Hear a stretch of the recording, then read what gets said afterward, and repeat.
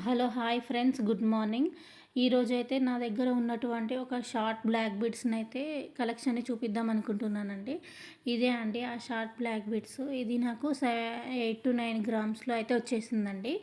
ఈ డిజైన్ అయితే చాలా బాగుంటుందండి. మనం ఎక్కడికైనా ఫంక్షన్స్కి వేసుకెళ్ళినా కూడా చీరల మీద డ్రెస్ల మీద అయినా కూడా చాలా బాగుంటుందండి, డీసెంట్గా ఉంటుంది. ఈ డిజైన్ని చాలా దగ్గర చూసి నాకు నచ్చి ఈ డిజైన్ చేయించుకున్నానండి.